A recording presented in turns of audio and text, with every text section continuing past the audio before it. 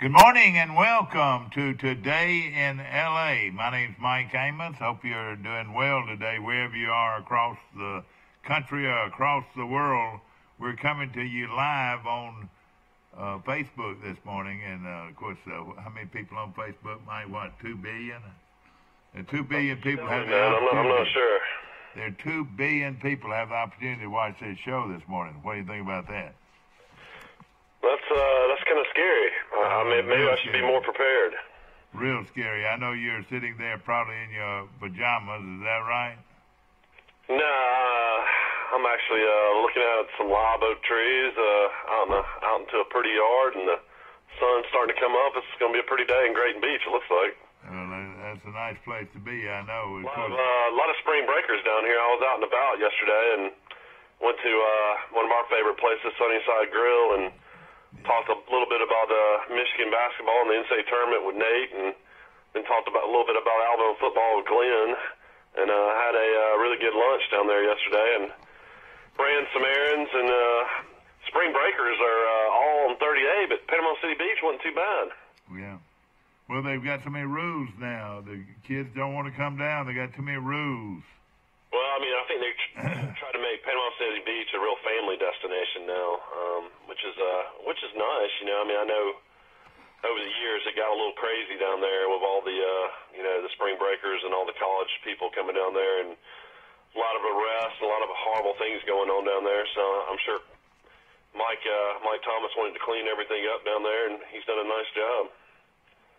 Yeah, you're right. No question about it. I tell you what you need to get into down here is you need to either have a bike business or a golf cart rental business. There's more golf carts now that they allow down here on 30A than I've ever seen. So literally, like, when all these people come in and rent these houses down here, before they get there, all the bicycles they need for their families down there, all the golf carts are there. So, I mean, it's all there. If you want a kayak, your kayak's there. If you want a paddle board, your paddle board's there. I mean, it really is just amazing, all this stuff that people ask for when they get down to the beach. No question about it. And I know this is, I don't know, is this the last week of spring break, or does it go all the way through Easter? It goes until April. The last group will be Atlanta, I think, like the 1st of April. Then, of course, that'll go through Easter then, is that right? Yeah, I'm not sure where Easter falls this year, but yeah, I think so. Boy, some good pictures in the Messenger today. I don't know if we say enough about Mike Hensley and the job he does at the Messenger with their sports page, and good look at them and Charles Henderson off to one of the biggest starts they've been in quite a while in baseball. They've won 14 out of, they lost one at Rehoboth the other night, but right now they're... All right, so the coaches came on the show and you jinxed them, huh? That's right, that's right. They're 15-4 now, and played golf yesterday, so I'm a little bit sore and aching. I think I might have finally come down and put my clubs to rest, Mike.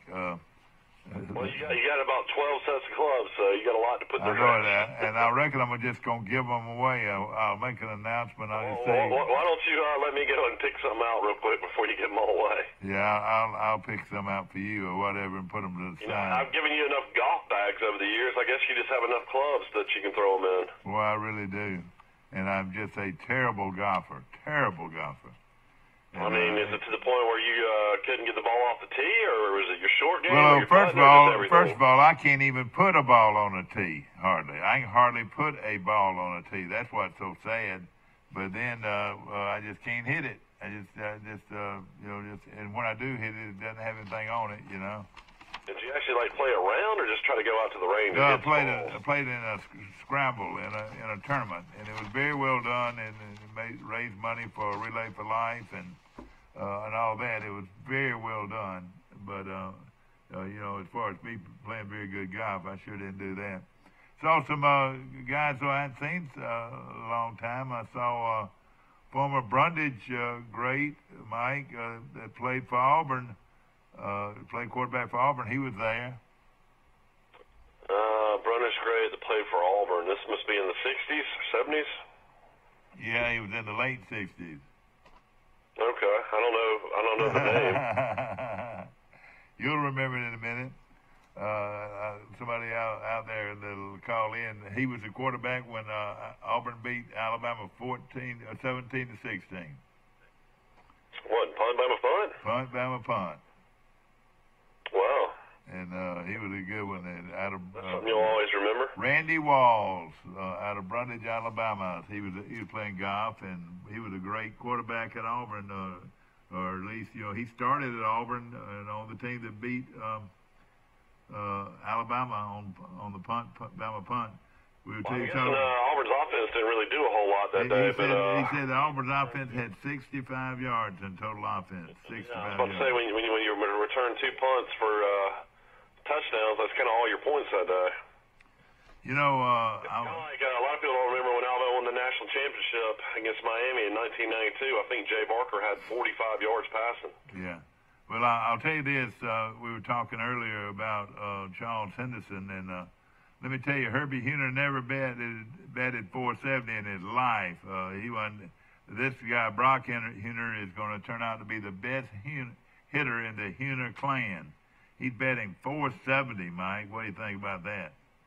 Well, I mean, his dad, Chris, played at Troy and was a pitcher. Yeah. So, I mean, if he can play baseball, that'd be pretty good. I tell you, this kid, though, is having a great year. And, of course, what is he, a sophomore or a senior? Well, I want to say Brock is a junior, maybe. I could be wrong. And, of course, they ended up splitting a double header with Rehoboth. And so as far as the area goes, they're in pretty good shape. 2 big innings cost Pike County a loss. Providence 24-3 defeated Pike County High School 13-3 through...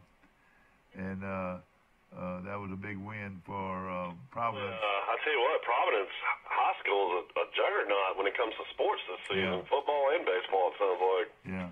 I don't know if they were going to get at basketball. Yeah. A lot of talented athletes going to that school. Yeah.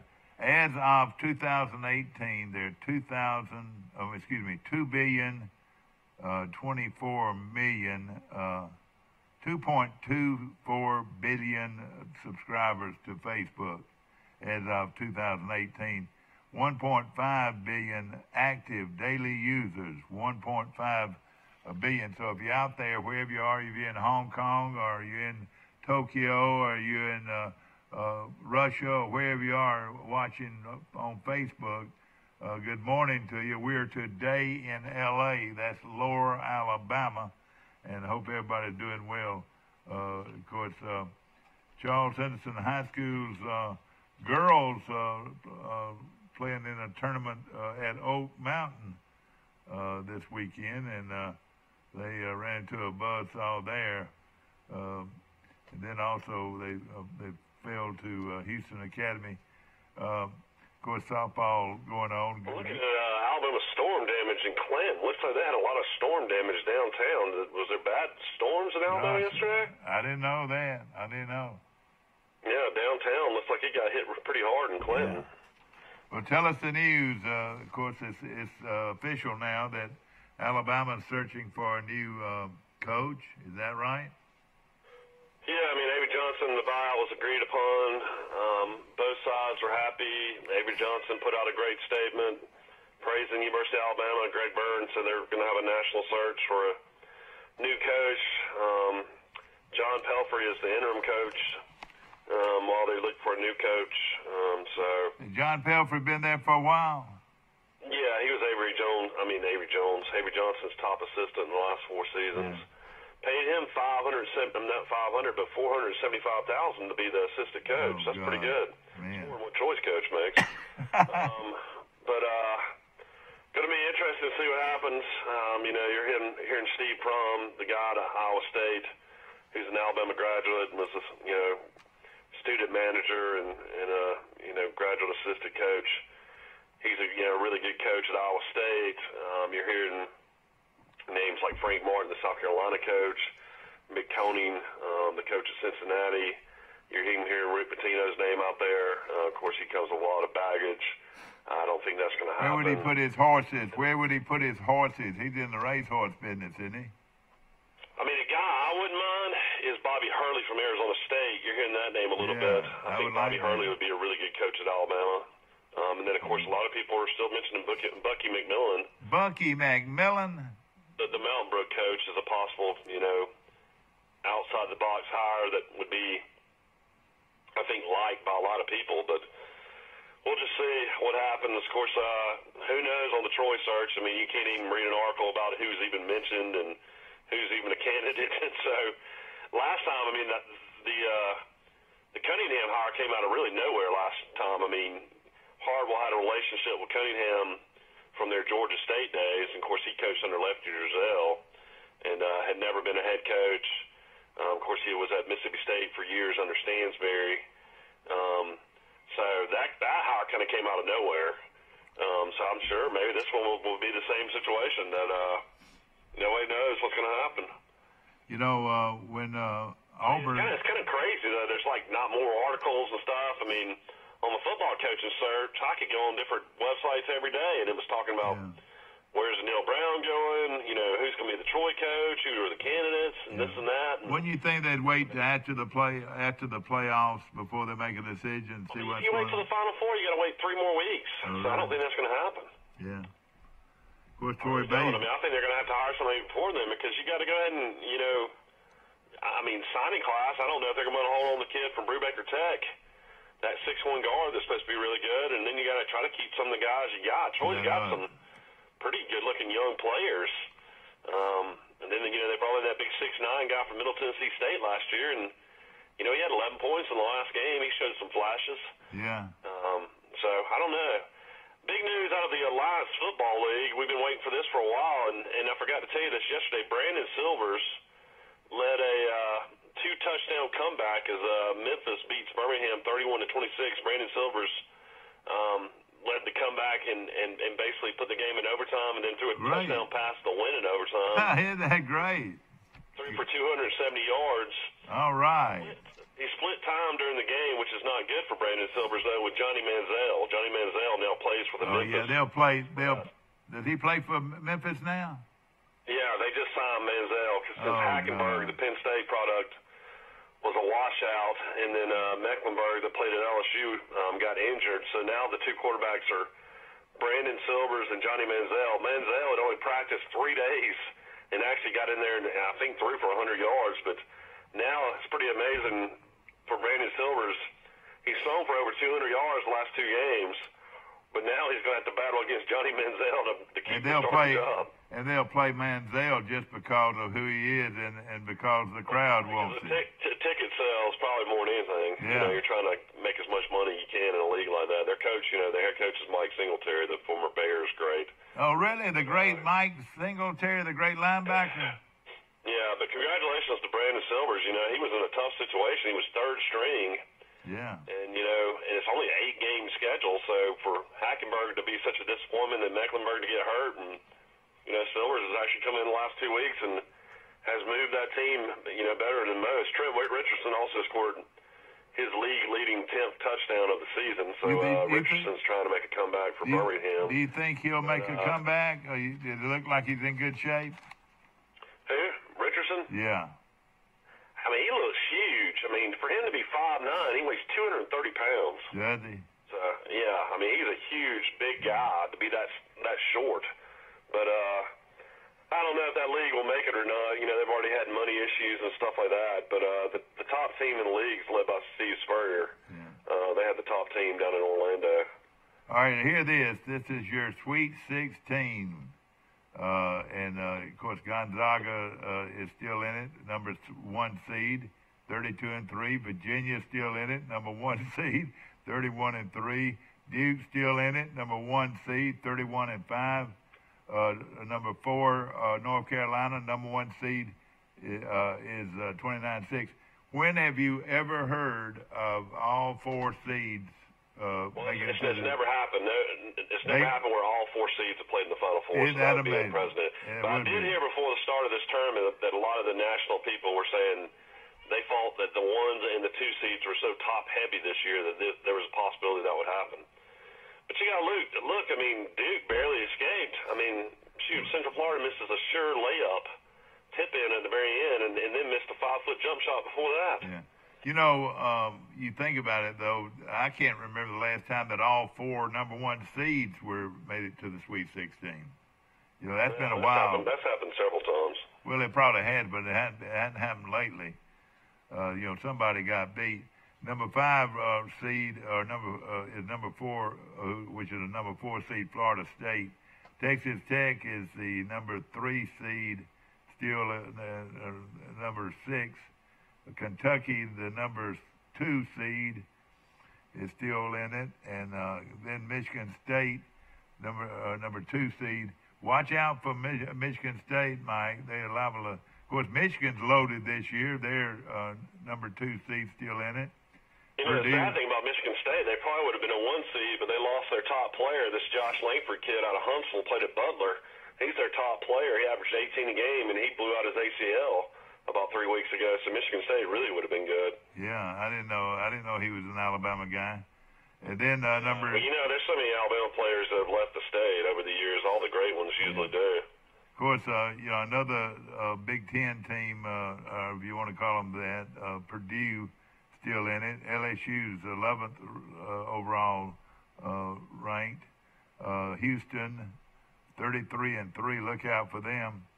Auburn, 13. Look out for them. I would say right now, you maybe throw in Michigan State and Houston and Auburn are the 3 teams I think you better watch out for. I think you got to add Florida State too. Florida State's really good. Yeah, and of course Leonard Hamilton. Interesting. Here the fans pick the top player in the state as far as Mr. Basketball candidate, and there's a kid, and they're saying he's getting offers from everybody in the country. You never really hear of this that much. He plays at Calhoun, which is a little bitty school. 2A school. Oh, yeah, that's near here. Jadarian Davidson, a sophomore 6'3" guard, is getting votes from all over the state to be the top player in the state over Tristan Wofford. Golly. It's very strange. A kid out of Calhoun. Yeah. Getting this much hype right now. There's a kid in North Alabama, Mike, that a lot of people are recruiting, and he's at a private school up in the Florence area. No, not. I want to say it's in the Florence area, but I can't mention him by name. At least I can't remember his name. They say he's a real good player too. You know, up in North Alabama, you know, there are a lot of shooters. You know, guys that can shoot it. You know. I mean, the top players in the state in basketball are J.D. Davison out of Calhoun, Shaquan Walton out of Carver Montgomery, Trenton Wofford out of Mountain Brook, Austin Leslie out of Westminster Christian, Cameron Tucker out of Winona, Desmond Robinson out of Leah Montgomery, Cade Massillin out of Plainview, and Antonio Gordon out of LaFleur, and Cam Woods out of Pinson Valley are the top players in the state. Well, it's going to be, and when do they, of course, that's at the end of the year. I guess I'll name Mr. Basketball today, is what I'm guessing with this article coming out. Of course, Troy's in spring football practice, and I guess a lot of excitement going on. Have you been out there watching practice much? Not much. No, I shouldn't say that. Saturday I was out there Saturday morning and enjoyed it. You know, right in the middle of it. And yeah, I saw a lot of it on Saturday. They had Junior Day. A bunch of kids, potential recruits, were in today. You know, that's getting to be a big thing. That what they call Junior Day. Yeah, that's a big day, and then, of course, the camps are the biggest thing in recruiting. You know, you always hear coaches talking about he came to my camp. Oh, yeah, exactly. And they build that relationship, so that always helps a lot. I've kind of had fun going on West Virginia's website, WVU.com, and watching Neil Brown mic'd up, watching him do practice up there as well. I think I'm going to definitely going to be interesting to follow him throughout next season as well. And you know, I used to sit in my office. Those guys, it's going to be probably like my second, or I guess it'll be Troy, Alabama, and West Virginia as my teams to follow now. That's right. But I will tell you this, that the way he works that mic, I miss hearing him. I could hear the whole practice when he was here at Troy, just because he has a mic on him and he runs the practice. I would think that Coach Lindsey ought to consider that. I think it's a great way to coach with this mic because you're in total control. Well, I mean, most of them, I think back in the day, had the megaphones, but I know Butch Jones, the Tennessee coach, I saw something on him. He uses the microphone. Of course, he's not there anymore. Yeah. He's at Alabama, but I think more and more coaches probably do that. It's just easier Jones, to communicate. Of course, at Troy, I guess you got guys on different levels of the practice field, and then you might have some guys in the stadium. So all those extra football fields out there, and I thought that was going to be for intramurals. It turned out to be for the football program. Well, you know, they don't go into the stadium as much anymore. They got a beautiful, the practice fields are so nice. And let me tell you. The thing about Troy I cannot understand, though, is how in the world is that just wide open to the public? I mean, no Division I program in the country has that. I mean, that's right. You can't, but it's almost shocking there's no fence around that. That's right. You're right. They probably won't let them build one, Mike. They look at there's people that could just stand there randomly or pull up in their car. They don't know who those people are. I know it. I've never seen them run anybody off from over there. No, I haven't either. But during the spring, it doesn't really matter. But like you said, during the season, I think they ought to have at least a manager or somebody up there checking them out. I mean, I totally agree. I mean, are we worried about what this bunch from North Carolina is going to do? North Carolina? What do you mean? We open up with a team from North Carolina. You talking about Campbell? Yeah. I mean, I'm not worried about that game. I'm definitely worried about the Southern Miss game that next week in Troy. Did you hear me mention to you Robbie Lang? Did you hear me mention that name the other day? I heard you mention that name, but let's look at Robbie Lang's career record. I don't think it's good. Well, he's just a guy that I know real well, and he played here and he coached here, and he's pretty well known. He's from Eufaula. Lang, L-A. Robbie Lang, not Lane, but Lang. L-A-N-G-E, I want to say. And of course, he came out of the private school over in Eufaula, Lakeside. I don't see him getting the job. He's 61 years old. Well, I don't know that. Or not. Somebody told me that his name's out there, and he is an assistant coach at Central Florida. Let's see. Robbie Lang, his career coaching record is 113 and 182. Bless his heart. Yeah, okay. So his first year at Campbell, he went 3 and 24. And then the next year he improved. No, he didn't improve. He went 2 and 25. Oh, God. Did he ever win there? And then he went 10 and 19, 14 and 17, 10 and 20. How in the world did he keep his job so long? 14 and 16. His only winning record, he was 19 and 11. Where? At Campbell? At Campbell. And then he went 12 and 19. Then he went 16 and 11. And then he went 13 and 20. Right. So he had 2 winning seasons in, 10 years. Well, I didn't know he had coached that long. And of course, North Carolina basketball is pretty good basketball, and I'm sure those leagues up there were pretty tough. Well, they played against Troy. It was in the Atlantic Sun. This is a really interesting bio, though. I didn't realize this. Campbell never was in the same conference with Troy.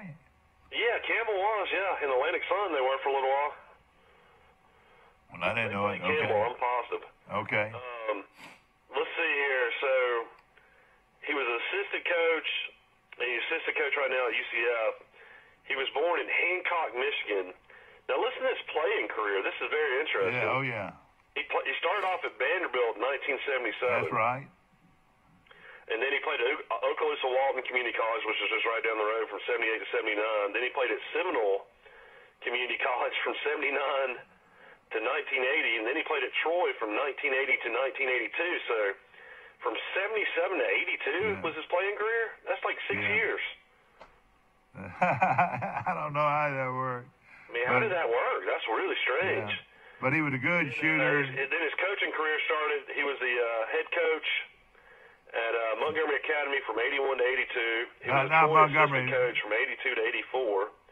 He was an assistant at Georgia Southern, 84 to 86. Western Kentucky, 86 to 87. Georgia Southern assistant from 87 to 93. Clemson assistant 93-94. Auburn assistants 1994 to 1996. Jones County Community College, 1996 to 1999. Southern Miss, 1999 to 2000. Man, this is a lot of traveling. Kansas State from 2000 to 2002. Campbell head coach from 2003 to 2013, and then Florida Atlantic assistant from 2014, 2016, and then UCF assistant from 2016 to present. My goodness. Yeah, but he's had a great career. A lot of traveling. I know it. In 2010, he won the Atlantic Sun regular season title and was the Atlantic Sun Coach of the Year in 2010. I know. Isn't that something? That tickled me. Of course, unbelievable career starting from Montgomery Academy. Yeah. Well, no, let me tell you, though, it's not Montgomery Academy. It's South Montgomery. He coached at South Montgomery. I used to officiate some of his games. Okay. Well, it's saying Wikipedia, saying Montgomery Academy. But he was at South Montgomery. But, everybody liked him here in Troy. And, of course, he went on and, you look around. He's been in a lot of good schools. I mean, there's no doubt about that. He was at Clemson. He was at Western Kentucky. I mean, Auburn's not great basketball traditionally. I mean, Southern Miss, Kansas State. I think what he does well is recruit. I hear he's a real good recruiter. And, of course, he was with Maestri and Felix. They were all good friends for a long time. I mean, if you're going to bring in a 61-year-old Robbie Lang, just bring back Don Maestri at about 71. Coach Maestri is. You're right. I don't know. You always say Coach Maestri, we love him to death, so we're not trying to be mean, but we always say he dyes his hair, so I don't know how old he really is. He looks a lot younger than what he is. I believe he dyes his hair. But I'll tell you this. I was interested to hear about Robbie Lang, and I don't think he's a candidate, but he did have a good career, and we salute him. He's a great guy, good-looking guy. I think the guy that was like the top Alabama coach that has more wins than anybody, and women's basketball was a Troy grad too. Women's coach, Rick Moody? Yeah, you're right. You're exactly right, and I hadn't heard from him in quite a while. How about this? Don Maestri on Wikipedia. He is 72 years old. 72 years old. And, of course, he started... Well, he's in great shape for 72 years old. Yeah. Well, he married young, too. He married a young girl. A beautiful young girl. You're about to be 72, what, a couple more months? Yeah, we don't have to talk about that. Let's say this. I'm trying to catch up. I'm keep on adding to your age? A guy told me the other day I look like what's the racehorse guru? What's his name? Bob Baffert? Yeah, I said my hair's not quite that white. I said Ben Beard looks like Bob Baffert. Ben Beard looks like him. Yeah. Baffert has become quite a celebrity, hasn't he? And what he is, he's the trainer. He's not the owner. He's the trainer. Isn't that right? You want to hear about the history of Don Maestri? Don Maestri, Troy's legendary coach, was born in New Orleans on October 25th, 1946. His alma mater is Southern Miss. He played guard at Southern Miss from 1966 to 1968. His coaching career began at Holy Cross High School from 1970 to 1979. He was a Mississippi State assistant from 79 to 80. Then he coached for Wimp Sanderson at Alabama from 1980 to 1982. And then he was the Troy coach from 1982 to 2013. And he was a Texas A&M assistant until last year. 1982 to 2000. Repeat that. 1982 to 2013. That's boy, 31 years. Boy, what a career. You're right. So his overall record is 501 and 403.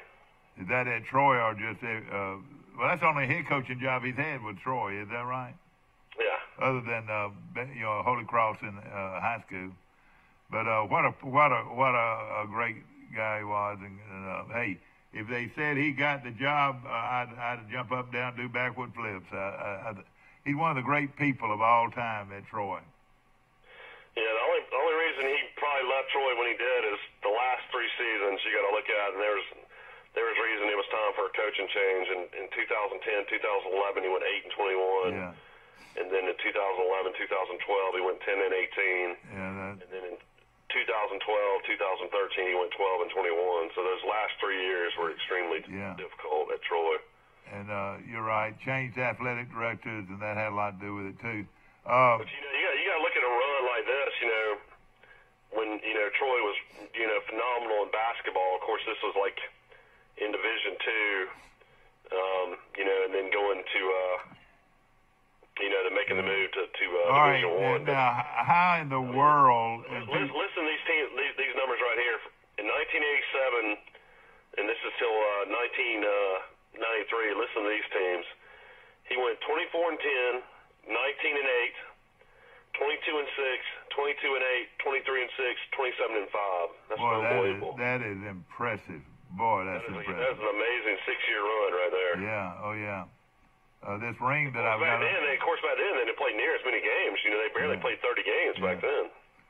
And then when Troy became Division I, he had to go all over the country. He got in a conference with all those teams from Illinois and Indiana and New York and all over the place. You remember that? You remember that, Lee? Yeah.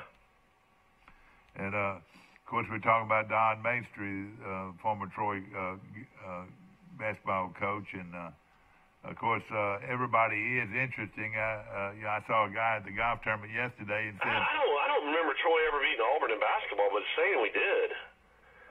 If we did, the Trojans finished 20 in 2009, 2010. The Trojans finished 20-13 record and recorded the program's first ever win over an in-state opponent, Auburn, upsetting the Tigers.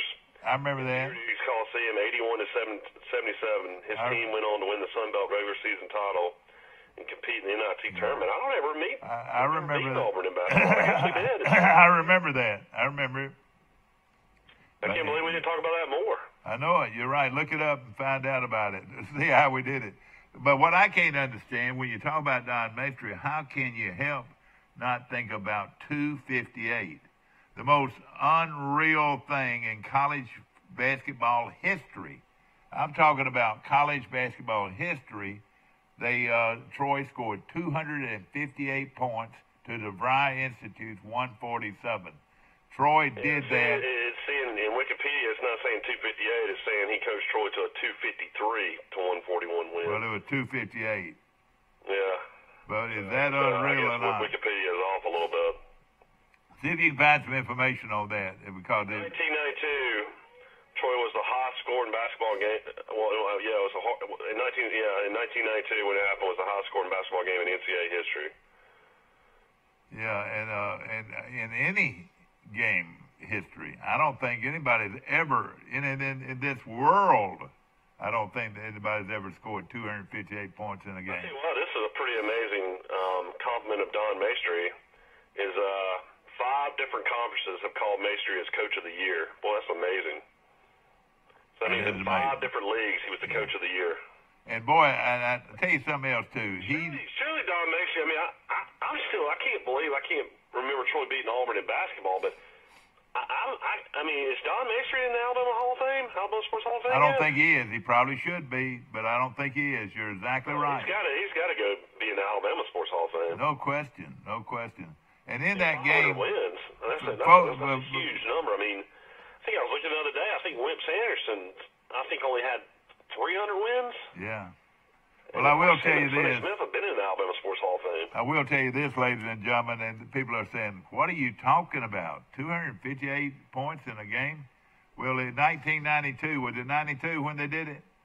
That's what they're saying. Well, you were there, weren't you? I was there. Yeah, I was there. It snowed that morning. Ladies and gentlemen, the score at the half, Troy scored 130 points in the first half. They hit 52 out of 106 three-pointers. Do you think that'll ever be broken, Mike? No. And let me tell you, the team that everybody knows for scoring back then was Loyola Marymount, and that's kind of what Maestri did. He studied Paul Westphal, the legendary coach, and he's like, Weststead, not Westphal. That's what right. They needed to do was score a lot of points and be up and down the court. His name was Weststead, not Westphal. Weststead. Okay. And of course, you remember he had the great player that fell dead. You remember him? Yeah, they played Alabama that year, Lynn Bias. Yeah, Lynn Bias, and of course, they were a big high-scoring deal.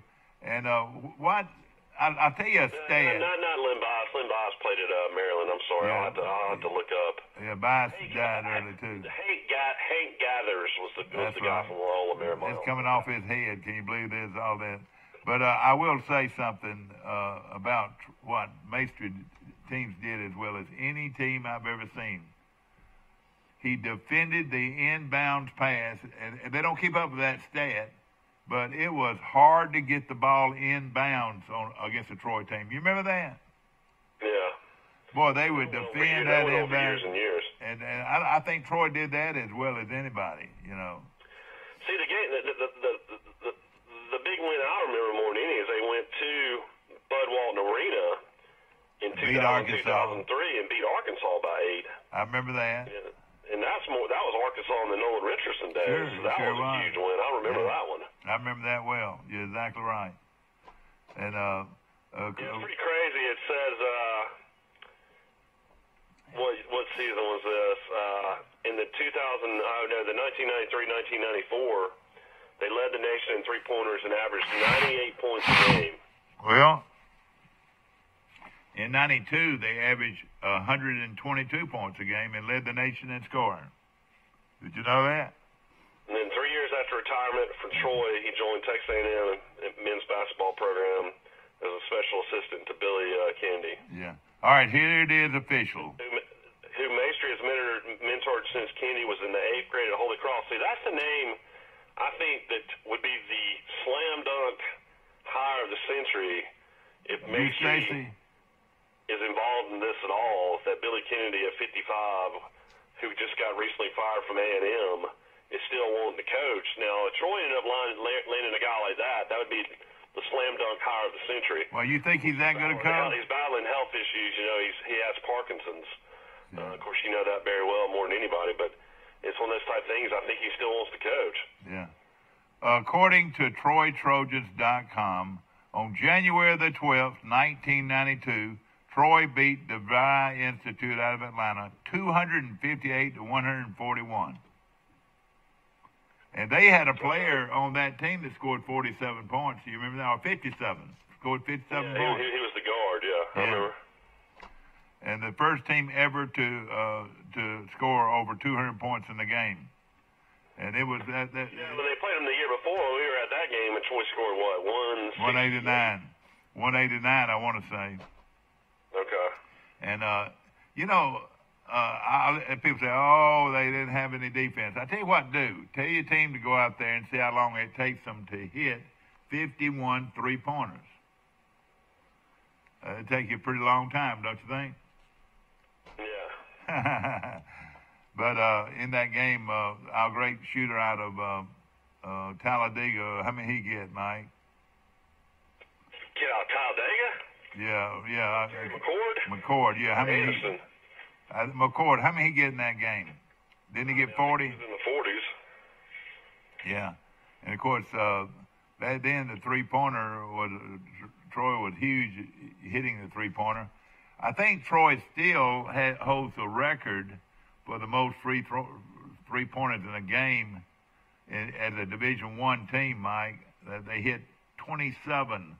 And I want to say it was against Jacksonville State, where Troy hit 27 three-pointers. And that was the record for a long time. I don't know if it's still the record. Well, Calvin Allman scored 48 or 49 against Jacksonville State one night. Yeah, that right there is the school record. Allman has the school record. Of course, we always said that Bernardo or Person we thought would score 50, but that never happened. Person did score 43 one night against Texas Arlington. Did he? Yeah, you were at the game. Well, I'll tell you something about Person that I like. Well, he was such a great young man. I mean, he wasn't just a player. He was a student. He was an outstanding individual. You folks in Brantley, Alabama, over at Titletown, ought to build a statue to him. I thought he was that good.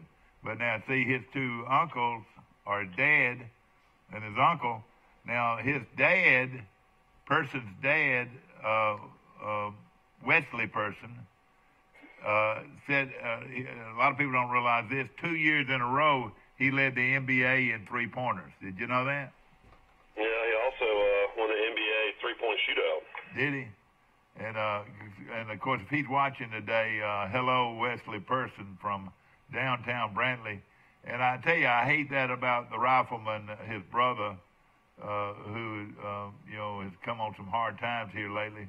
But boy, he was a great one there. He was probably the best basketball player of the three, don't you think? Well, I mean, he's the best.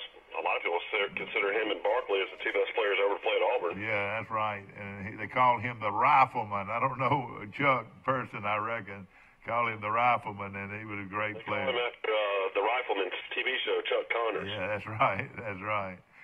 We're talking to you from our studios located on South Brundage Street in Troy, Alabama. This show is brought to you by Pike County Ford. I'm beach in a second and give you all the beach forecast and let y'all know how the waves are breaking this morning.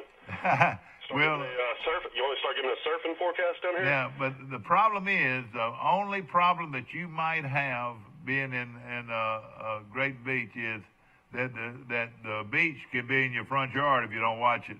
The waves, the Gulf can be in your front yard if you don't watch it. Is that right? You know, I don't have to worry about anything in life because if I ever have to evacuate, I'll just come to Troy, Alabama, man. That's right. That's right. But you know what? The state of Florida has gotten some good roads, and the state of Alabama has gotten some good roads because of this threat of a hurricane. Yeah, you got to have an evacuation route. Yeah.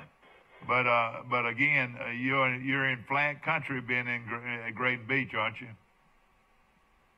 Yeah, there's no doubt about that. Tell me about this restaurant that I ate at the other day, Mike. I was very impressed with it and enjoyed the whole atmosphere and everything.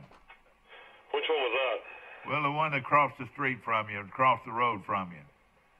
Come on, AJ's and AJ's at Grayton? No, across the road, across 98. Oh, the Chanticleer? Yeah, tell me about that restaurant. I thought it was very good. Yeah, I mean, it's just a great kind of sandwich, potato salad, slaw, pasta salad. Then they got really good soups and it's a real popular place. They got knockout pork chops, right? Some of the biggest sandwiches you'll ever eat in your life. Yeah, their two main things are the pork chops and that great sandwich. The Reuben. Yeah. Now what they do with the Reuben now that's a little different is they cut the entire. They'll cut you off a half inch of what do you call it? Corned beef. Corned beef. They'll cut out a half inch or an inch and serve it on a sandwich. Now they don't do it they don't shave it. They cut it off. That's what makes them different, don't you think? Yeah. And you're just saying they don't slice it thin? Yeah, that's right. They don't slice it thin. Then they probably would if you wanted them to. But their sandwich, their sandwich that's so popular is the one with just a solid cut of meat, Yeah, they have really good pork down there too. Pulled pork sandwiches. Oh yeah, and their pork chops, Mike. They made the best soup's incredible too. Have you tried their pork chops? Yeah, I've tried everything down there. Good, yeah.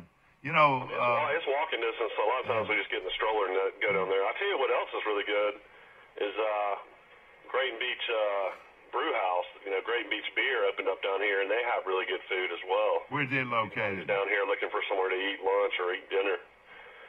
Where is it located, Mike? Is it on the main drag? It's in Grayton, just walking distance. Yeah. Now, it's right there near the Grayton Beach Market. Yeah. Now AJ's is fairly new to the area too, aren't they? Of course they're out of Destin, aren't they?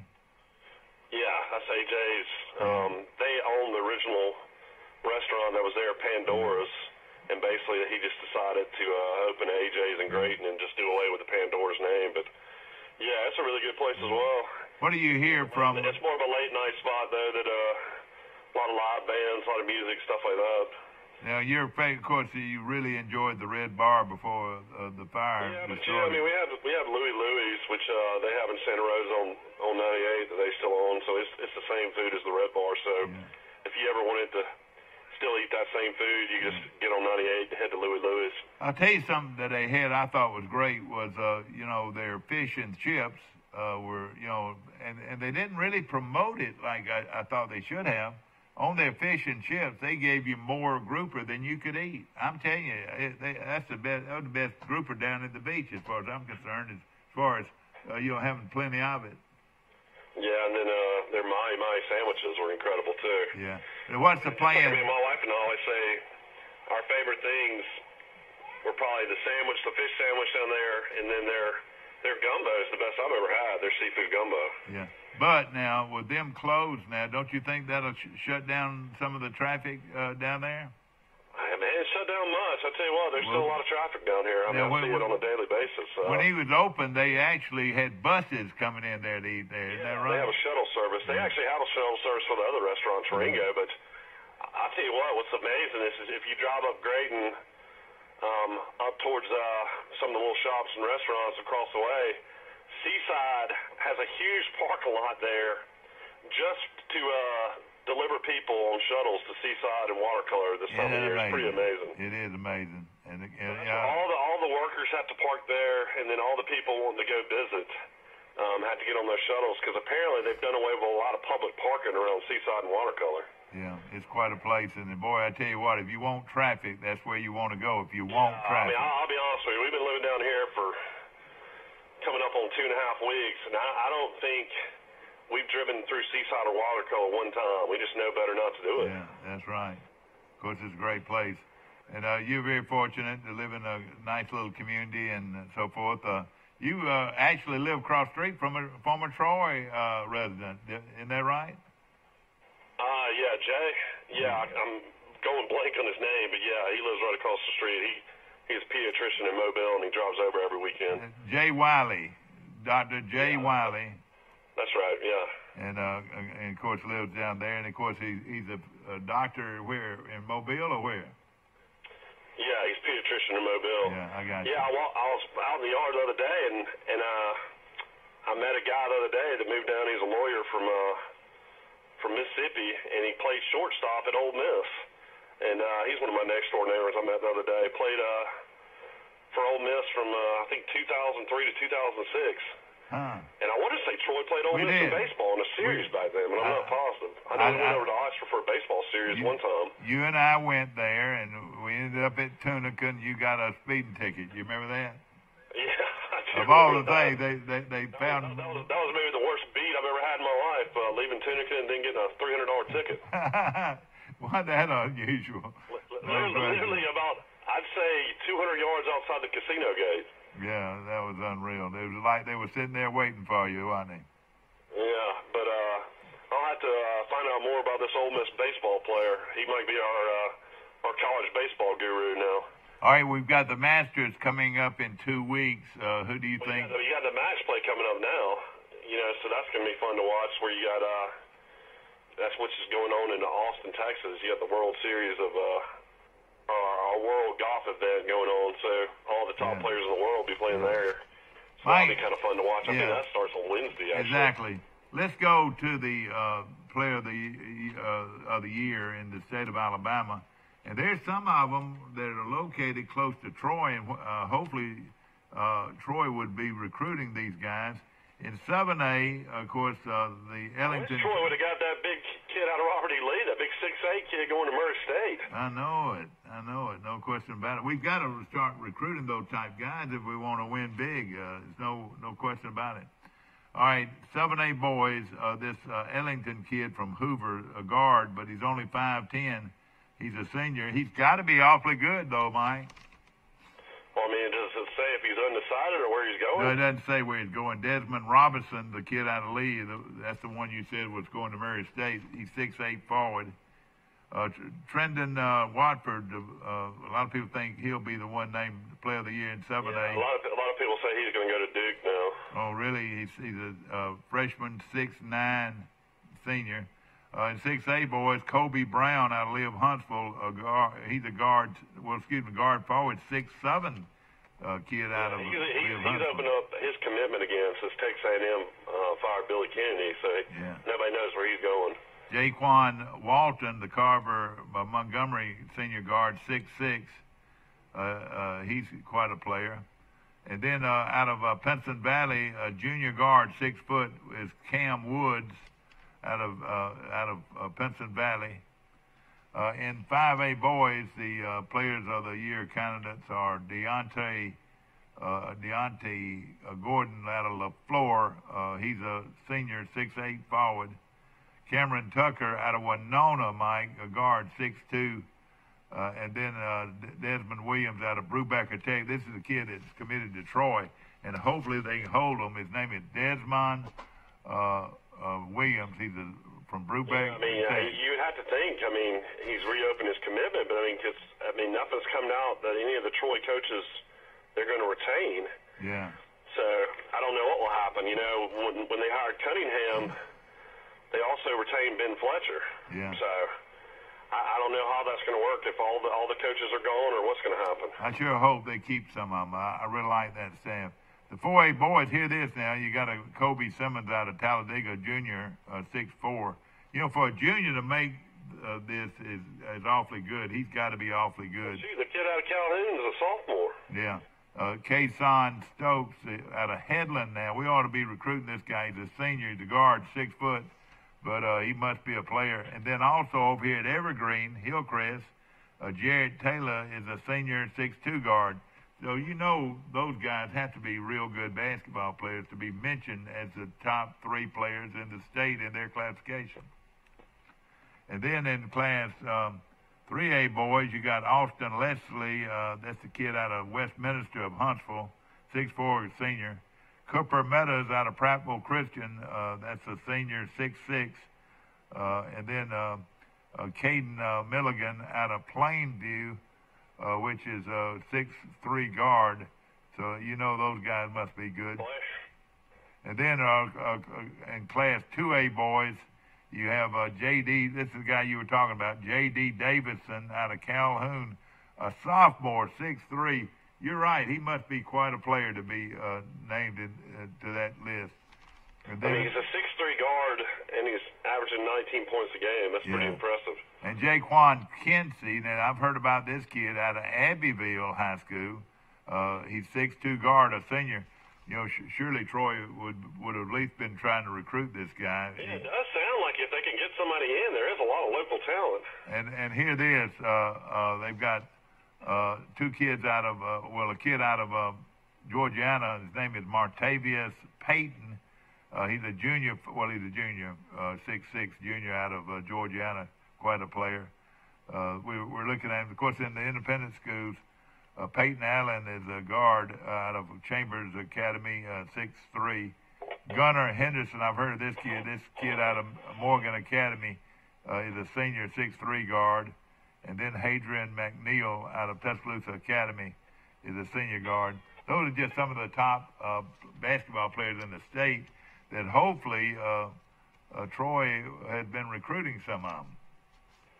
Yeah, but I don't know how that's going to work now with the whole coaching staff gone. You got to think that these guys are looking elsewhere. That's why you're kind of in a situation you got to go ahead and hire somebody. Another thing, Troy needs help right away. Look at the Sweet 16 starts on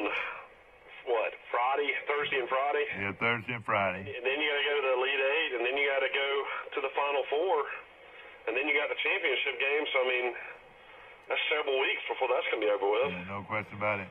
We're looking at Troy basketball, and hopefully by the end of the week they'll have somebody picked. And, of course, let me tell you, I like the way this guy operates. He's an outstanding athletic director, and Jeremy McLean, and he'll make a good decision. He's one of these guys that takes a lot of pride in what he does, and he'll take a good look at him. And, he wasn't here when Cunningham was hired. And, of course, everybody, including from the chancellor down, loves Cunningham and loved his staff. They just didn't win, Mike. That's the only problem. They just didn't win. Everybody loved them. Yeah, we've talked about it several times. You only had one winning season in 6 years. And, of course, if you're going to win, it's great to go to the NCAA tournament. And that was, only the second time they've ever been in the NCAA tournament. So, that was huge. But unfortunately, I think last season, of course, you dealt with the Bernardo, but the season before, when you had Person and Bernardo, and that team that went 16 and 17, and of course, Bernardo missed 8 games that season as well. I think that's the season that really hurt them the most, because I think they were shocked they didn't at least have a winning record that year. Yeah, no question about it. If they win another 20 games that year, you can kind of maybe understand this season as more of a rebuilding thing. But they should have been so much better with, Miller at guard, and then they had, Alex Hicks and Bernardo. I mean, that should have been a lot better team this year. No question about it. We're going to take a short break. UAB, and then they beat West Kentucky at West Kentucky, and then they almost beat St. Louis, who was an NCAA tournament team that won their league. So, I mean, they had the talent. And then the year before, they had Southern Cal beaten out there. Yeah, had Southern Cal beat on the road at Southern Cal, who went on to play in the NCAA tournament. No question about it.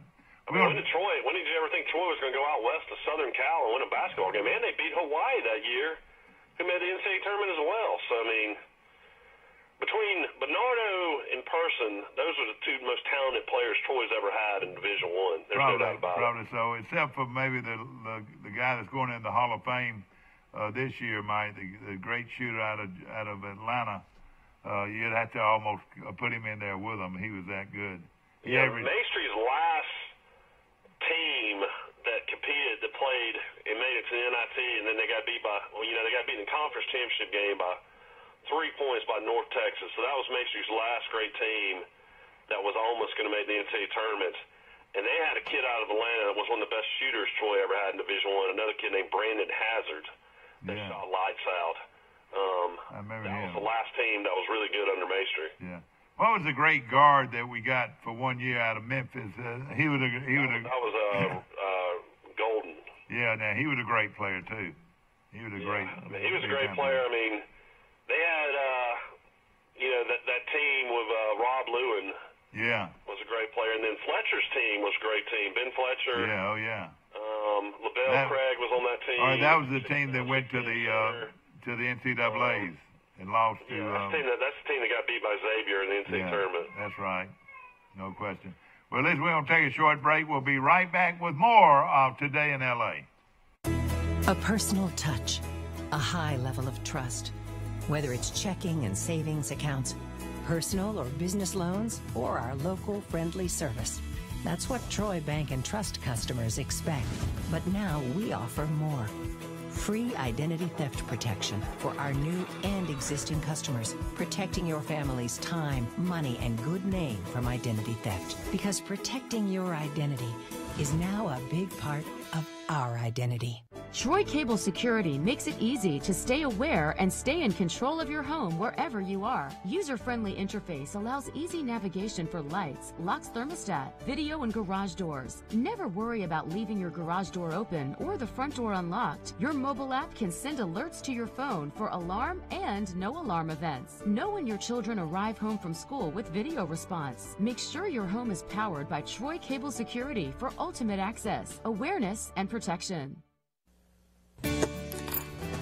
Have you seen an increase in your insurance premiums or significant change in your insurance coverage? Let Sandbeck Insurance offer you a better plan to suit your business or personal needs. Sandbeck Insurance offers many lines of insurance, whether it's home, farm, or auto insurance, work comp, business, or health and life policies. Sandbeck is here for you. Call or visit our Troy, Enterprise, or Andalusia office today. Sandbeck Insurance, where we take pride in taking care of your insurance needs. Trojan Auto Parts of Troy, home of Napa Know-How. Stop by and see owners Mike and Melissa Kilcrease and their Napa Know-How team with over 100 years of combined experience. We're the only locally owned parts store in Pike County, and we're fully stocked and ready to serve you. We pride ourselves on being your go-to parts store, not only for the simple items, but we specialize in those hard-to-find items as well. Trojan Auto Parts, the right part at the right price at the right time. Napa, a name you've trusted here in Troy since 1945. If you've had an accident or just want a new look for your vehicle, come see us at Troy Paint and Body, where we do it right the first time. Our staff has more than 100 years combined experience and can handle repairs and paint work on any make or model. We also offer a lifetime guarantee as long as you own your vehicle. Our 24-hour towing service means we're here when you need us. Troy Paint and Body, where we may meet by accident, but you'll be glad we did. So come see us at Troy Paint and Body, located on South Brundage Street in Troy beside the post office. Back to our show, ladies and gentlemen, brought to you by our great friends at Dixieland Dental, located 9 miles north of Dothan on Highway 231. Dr. Michael Precise, Dr. John Strength, Dr. Damon Strength, and Dr. Robert Precise make up one of the largest dental clinics in Alabama. Great people. He's also quite a sportsman. Mike, I was looking at of course, we got men and women's college basketball going on. We've also got the NIT going on. And the other night when Troy played UAB in girls basketball, NIT, one of the largest crowds ever to watch a girls game, without, just a single girls game. And it was very impressive, but very well played game. I want you to hear this. I know that's got to make Coach Rigby just sick, though. They've never won a postseason game, and they got their arch rival in Trojan Arena, and they still lose that game. I'm sure she's pretty shocked that happened. I know UAB had a better record than Troy and is in a good Conference USA, but I'm sure that one's going to be hard to get over. But I will say this, Mike, the score changed hands 19 times, and that's something. How was the officiating in that game? I'm curious if Troy got any bad calls or anything down the stretch. Well, I didn't think it was great officiating, but it was a real good game to watch. I mean, Troy was very athletic and had the game won. They were up by 6 with less than a minute and then lost it. Less than a minute? I thought it was more like 3 minutes. Well, I didn't know the exact period, but I know this. They were up by 6 very late in the game. Well, if you lost the game up by 6 with 1 minute left, that's really heartbreaking. Yeah, no question about it. Of course, Charles Henderson lost the state championship up by 5 with, 40 seconds left? All right, do you remember that? How long ago was that? That was not last year. Of course, they got beat, before they made it to the Final Four, but the year before, the other year they won the state championship. That Davenport's 10th grade year, they lost up 5 with 45 seconds left.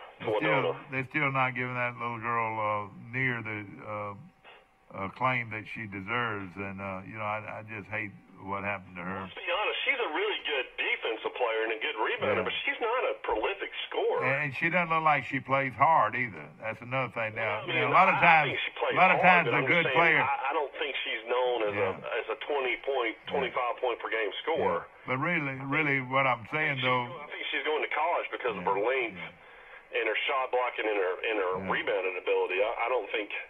I mean, she didn't have to play hard against the competition she went up against. I'll tell you what, we're gonna look back at it, and a lot of people are gonna wish that she had played at Troy, or she's gonna wish she had played at Troy. I really do. But I don't think so. I think somebody like that needs to go to the biggest school you can go to now. Why she chose Rutgers and a coach that basically is so fatigued.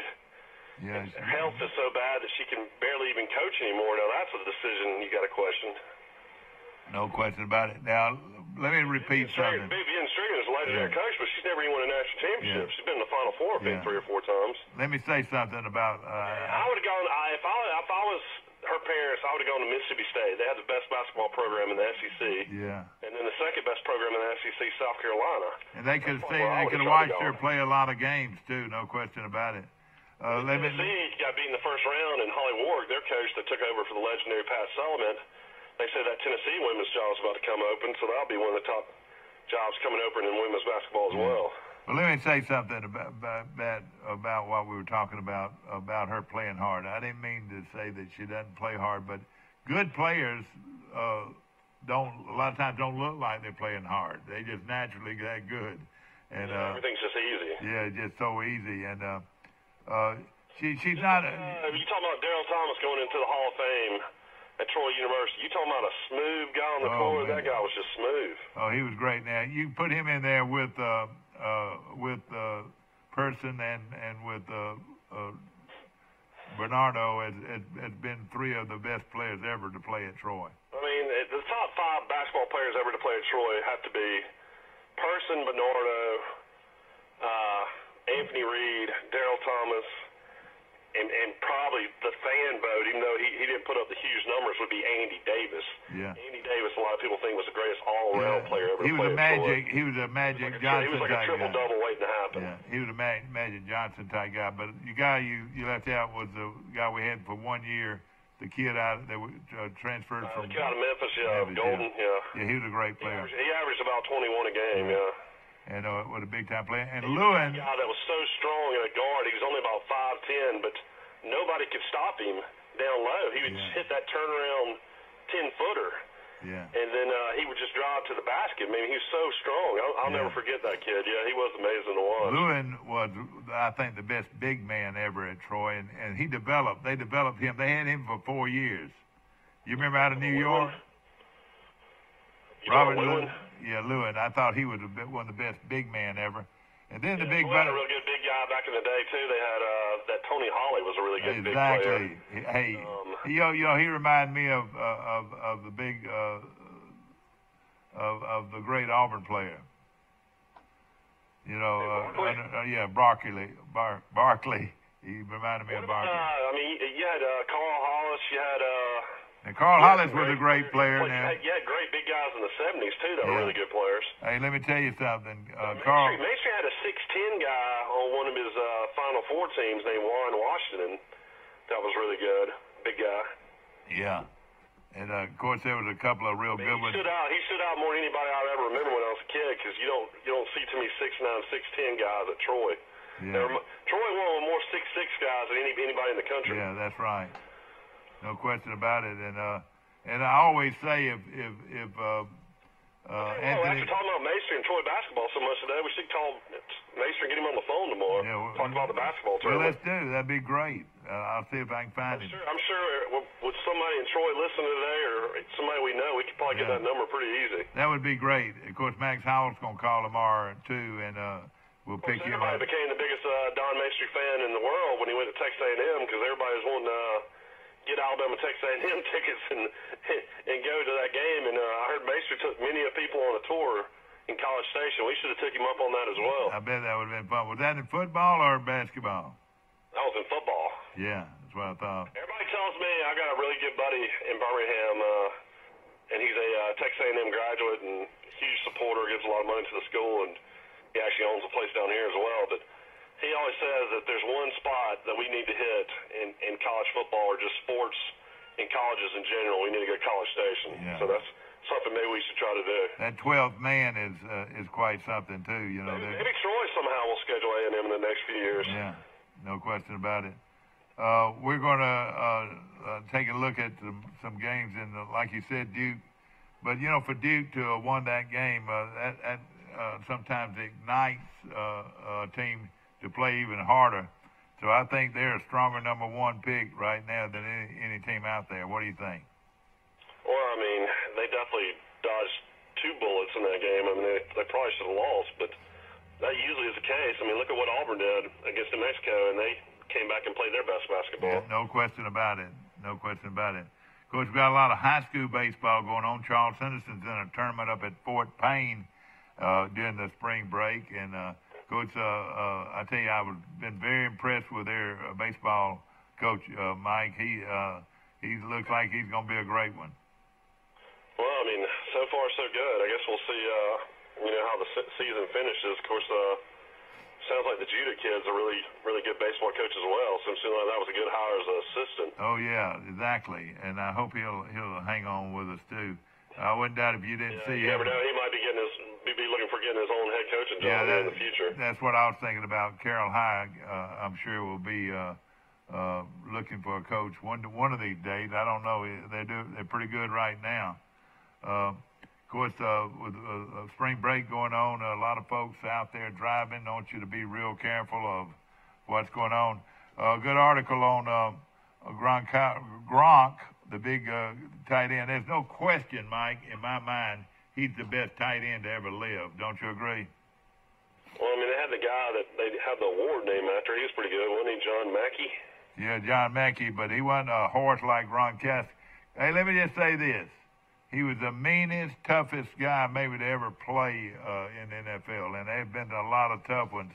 But, boy, this Gronkowski was a mean mother, boy, I tell you. Yeah, he was the toughest thing to do. The guy that played for the Chargers put up huge numbers, Kevin Winslow. Yeah. And then, of course, the guy from Leeton, Alabama was a first ballot Hall of Famer. The Wizard of Oz. He's one of the greatest of all time. Yeah, the Wizard of Oz. Ozzie Newsome was a great one, no question about it. Ozzie Newsome was a great one. Tony Gonzalez was a great one. But, I'd have to put Gronk up there as one of my – he's probably my top I've seen. Well, he was just so. For his championships too, you got to look at how many Super Bowls they won. Well, see, I tell you why he's so good. A lot of people say he'll get into to movies, trying to be like an action star. Well, let me tell you something about him though too. He was so sought after. Like when he played, you know, when he went out as a receiver, you know, there were 2 or 3 guys on him, you know. I mean, he was always double teamed. I bet you'll never know where he played college because he didn't really put up huge numbers in college. He was hurt a lot. Oh, you know boy. where he played? Boston College? No, he played Arizona. Arizona. I did not know that. You're right. Yeah. Now, there was another great linebacker that played, I want to say he played out there. Who was the other great linebacker that... Oh, yeah, the great player for the Patriots, Bruschi. Bruschi, I don't know. That would be... Teddy Bruschi was a great player for the Patriots, played Arizona. Oh, yeah. They played at that school. He's the guy that did something I've never even heard of. He had a stroke and came back and played linebacker for the Patriots and won another Super Bowl. Yeah, exactly. Of course, we're going to have a match play coming up, and then, of course, in 2 weeks, the Masters... I wonder what Neil Brown thinks about it. Arizona, you know, he was the top choice. Well, he was one of the top 2 choices of Arizona. They ended up giving it to Kevin Sutherland at, you know, the A&M coach that got fired, got the Arizona job. But Neil Brown ended up not getting that job and then ends up getting West Virginia the next year. I wonder if he's happier. I would think he'd probably be more happier at West Virginia than at Arizona. I feel like that's a better fit for him considering he's from Danville, Kentucky, which is only, I think, 5.5 hours from Morgantown. Pike County ran into a buzzsaw this week. Yesterday, lost 25-3 to Providence. That's a pretty tough one. You had Brandley. He got a new baseball coach. The kid that was there the last 2 or 3 years ended up going to Grissom up in Huntsville. Now, what about him? I'm saying Pike County has a new baseball coach. The coach they had left to go to Grissom in Huntsville. Yeah, exactly. Brantley beat Arrington 8-1. That was a big game too. And Tucker Kilcrease, the kid from Brantley, is really quite a player. He drove in 2 runs with a couple of hits, and again, Brantley just continues to be outstanding. Andalusia beat Geneva 10-9 in a big game, and Andalusia came back after being down 8-2. Eufaula. You notice you never say much about Eufaula baseball. You know, Eufaula is good in basketball and good in football, but rarely do you see them have a good baseball team. Well, you know, they're 6A. Yeah, I know. Now, so that's changed a lot as well. Brooks Weeks. Explain that to me. I've been to Eufaula several times. I don't think of Eufaula being even close to the size of Troy. How did they move up to 6A, student-wise? Well, it's all about numbers. Well, there is a big private school there, Lakeside. So, I mean, how did that happen, I wonder? Well, one of the problems is I think they're a county school that they're able to bus students in. City of Troy, does not bus students in the school. Have you ever noticed that? Yeah, that is something they get a lot of county students, and hey, they beat. What I was getting at on all of this was they beat Homewood 5-3. You know, that's a pretty good win for Eufaula. Isn't that crazy though? They got to go all the way up to Birmingham from Eufaula. Can you imagine that drive? Exactly, and of course, you know, when you beat one of those prime teams up there. Old Mountain beat Charles Henson 5-4, Mike. This was in girls softball. Yeah. And I'd like to see Oak Mountain and Charles Henson playing baseball again with Coach Irons being up there. All right, what is his record now? How is he doing? I mean, I know he's made the playoffs the last 3 seasons. He went to the 3rd round, maybe last year or the year before, but I'm not sure how he's doing this year, and I had to look it up. Of course, he was an outstanding coach. He went 2 state championships. He's a great coach, but, you know, I wonder if he's questioning going to Oak Mountain out of all those schools in Birmingham. You know, I mean, they're 7A, and you're competing with Hoover, Vestavia, Mountain Brook, Hewitt-Trussville. I mean, that's pretty amazing. Exactly the competition. Right. And Thompson, you know, that program is skyrocketing. Yeah. So I wonder if he questions going to Oak Mountain now, because I wouldn't think Oak Mountain would get the quality of kids that some of those other schools would get. Houston Academy won a big one yesterday. They beat Headland 8-7. And, of course, that's in high school baseball. Slocum beat Kinston 14-0. Rehoboth beat Slocum 12-2. You know, this Rehoboth team's pretty good, Mike. I don't know how they came out in the total series, but they beat Charles Simpson at Rehoboth the other day, and Charles Simpson had won 14 out of the last 15. We'll be watching all that closely, and again, as we mentioned, Brantley beats Arrington 8-1. I know that was a big game, and just taking a look at some of these schools that are coming on spring break are coming down to South Alabama to play baseball. Yeah, I mean, I'll tell you, these kids, you got to really, they really show dedication. I mean, a lot of kids I know growing up would like to have that spring break off and not play any ball. Well, you're exactly right. That's just what they do. They just go to tournaments all the time during their spring break. Something we talked about the other day with I kind of feel more bad than anything for the parents. Yeah. They probably want a spring break too. You're exactly right. And like we talked about, these kids will play 30 to 40 games in high school ball, and then this summer they'll play American Legion ball or some other travel ball or whatever. They'll play probably 30 or 40 more games. We got cousins that are next door to us from Fayette, and they have a daughter that plays travel ball all over the state for like 40 or 50 games during the summer and plays in the league out of Birmingham. Yeah, isn't that amazing?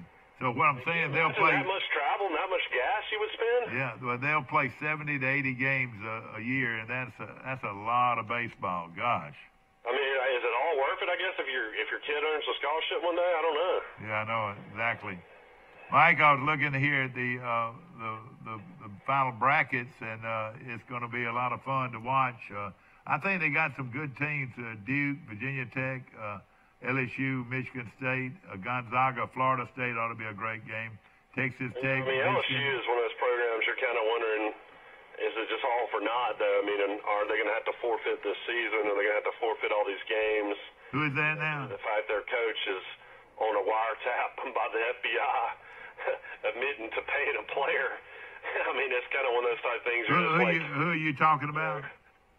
The LSU coach that got suspended on an FBI audio tape paying a player or talking about paying a player. So, I mean, and, somebody is probably not going to be, even if they went on to go to the Final Four, I think in the record books it's all going to go away on down the road by the NCAA. Is the Kansas coach involved? Somebody told me.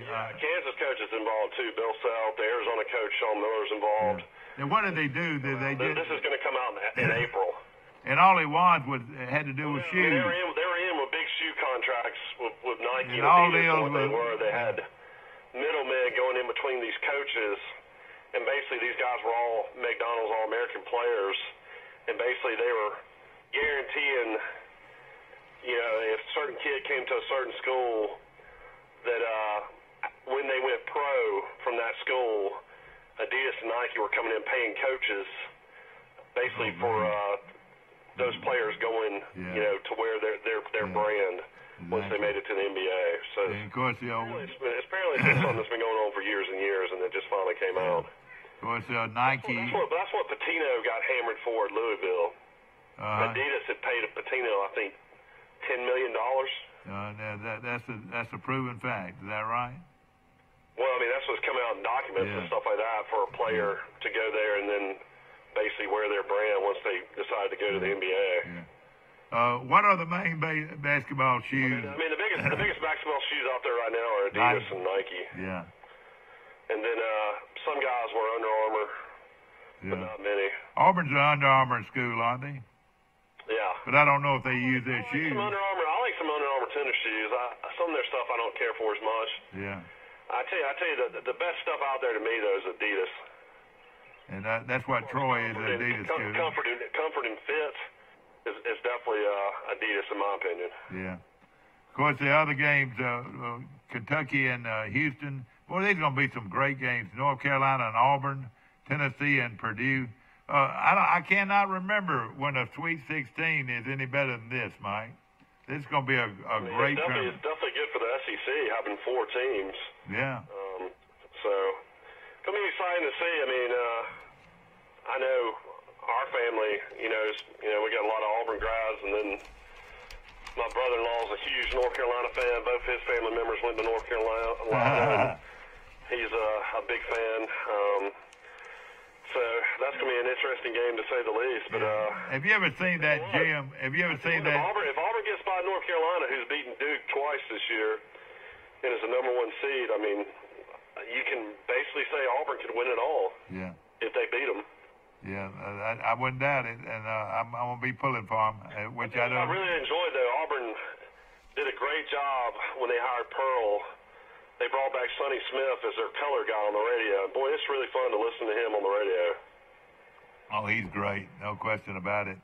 And I'll tell you what, if there's ever been a show that I wish that would have come to an end is old school Birmingham days when they had the Sonny and Wim show. Oh yeah, that was really good. Funniest shows I think I've ever heard in my life. Really good. And they were huge rivals. I mean, God, and Wimp doesn't like. Wimp absolutely owned him. Yeah, but Wimp doesn't like to lose. You're right, he did. But at the same time, it's amazing that they were still friends because their rivalry was huge. And look at all the Auburn players, Mike. Look at all the great Auburn basketball players. That they had back then. Of course, ladies and gentlemen, I hope you're doing well today. And, of course, as we speak, we're talking to folks all over the country today. If you're out there, call in right now. If you're way out, call in at area code 334-670-0052. 670-0052. And that'll get us right in here to us on the telephone this morning. Of course, Premier Dodge, Chrysler, Jeep, and Ram on the bypass in Troy's got some deals you will not believe. And my good friend Jason Gregory and all the great folks there have a wonderful dealership right here in Troy. And, of course, I want to remind you, too, you folks eating at Sisters today, their buffet starts at 11, and it is outstanding. Their Sisters Buffet located in downtown Troy. Mike, they talk about the famous lady from Savannah, and her restaurants, and she's putting up restaurants everywhere. Hey, I don't think she can even rate with what you'll find today at Sisters Restaurant in Troy. Mike, we must have lost him. He must have had a kid run out the door or whatever. I hear you. We're talking about Sisters Restaurant in Troy, and all these other places that try to cook old-fashioned good Sunday dinners every day. It's a Sunday dinner every day at Sisters. Don't you agree? Yeah, you'll get a kick out of this. We do chicken in the oven a lot, and my wife always cooks it. So we had that Sunday night, and we looked in our refrigerator, and I was just like, oh, my goodness, we still have Sisters dressing that we froze left over from Thanksgiving. Yeah. So we sat it out all day, put it in the oven, and it was just as good as you would have on the buffet. Oh, yeah. I mean, that Sisters dressing was just unbelievable. It is great, no question about it. We appreciate them being one of our sponsors. Want to also mention, Mike, for the best hamburger, and when the guys were here from some guys that came down from Maine, I told them about the hamburgers at Bird's. And they just said that, man, that's the best hamburger they ever eaten. And of course, it's just good. I don't know why in the world you're telling me about the whole Maine baseball team went in the Birds? No. This was the parents. Now the whole Maine team went to the Sisters. Now I saw them. Yeah, well, I could see that because they got a lot of room. But Birds has about 4 tables. Yeah, and I asked one of those Maine guys. I said, well, if we went to Maine, what would we have? He said lobster. I said, well, what do we have at Sisters? He said chicken. And they don't get fried chicken like that, Oh, I'm sure they don't. I'll tell you what, if you ever come down to the beach one weekend, you need to bring me a slab of Hook's ribs, too. No, I'll bring you some ribs when I come. No question about it. Hook's Barbecue. I found a place on the Back Beach Road the other day down here that's pretty good. Yeah, how do you like that? Those ribs. Now, boy, how good is that place, Mike? That barbecue place? It's not bad. Back Beach Barbecue. Yeah, and of course they got it on display. Do you eat there, or do you just get it to go? No, they have tables. And it's good barbecue. Yeah, that's not bad at all. I look forward to it. They have really good sauces too, so which I like. I'm a big sauce fan. Exactly right. Of course, ladies and gentlemen, good baked beans, good sauce, good. The guys out there cooking all day. If you ever ride by there. Yeah, and are they long ribs or short ribs? I hadn't had the ribs. I've had the pork. Okay. And the pork's not chopped; it's sliced, which I kind of like. Yeah. Big chop slices. Yeah, I like that too. I mean, you can get them to cut it in cubes, though. I guess if you wanted to. Well, a lot of restaurants are coming up downtown, and of course, one of them is the ground floor, located on the square in downtown Troy, and a great place. That's a coffee shop, isn't it? Well, it is a coffee shop, but they're going to have some kind of. Hopefully, they're going to bring in some donuts and some other things like that. Of course, Sips on the Square is another great place to eat. And then of course B. Graves. There are a lot of good restaurants in downtown Troy, and one Italian restaurant that's coming, Mike. Yeah, I don't know what the name is going to be, but I think that's only going to be open, I think, Wednesday or Thursday through Saturday, maybe. It's only like 3 or 4 nights a week when they first start. But it is good. I like spaghetti. I love spaghetti. No question about it. Ladies and gentlemen, have a good day. I'm going to try to wrangle up these little girls and go for a walk. All right, buddy. Take care of yourself. And that's Mike Amos calling in from Graton Beach, Florida. Hope that you've enjoyed our show today. Brought to you by Troy Nissan on the bypass, and I drive a Mata, and I love it. And it's a great place to buy a vehicle at Troy Nissan on the bypass right here in Troy.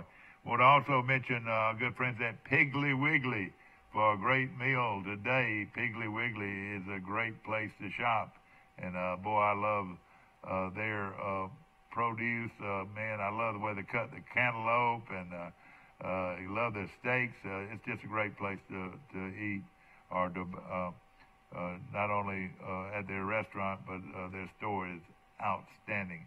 We hope that you've enjoyed our show today, brought to you by some wonderful sponsors, and of course, Dixieland Dental, located 9 miles north of Dothan on Highway 231, and Trojan Auto Parts. And my good friend Mike Gilcrease and the gang, they're great people, and we appreciate them so much. We appreciate all of our sponsors, but appreciate you even more. See you in the morning, bright and early, for today in L.A., and Gold Fingers is good.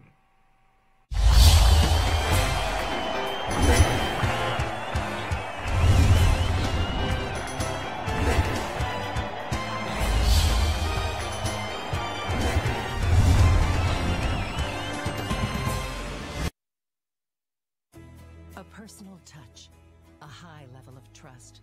Whether it's checking and savings accounts, personal or business loans, or our local friendly service. That's what Troy Bank and Trust customers expect. But now we offer more. Free identity theft protection for our new and existing customers, protecting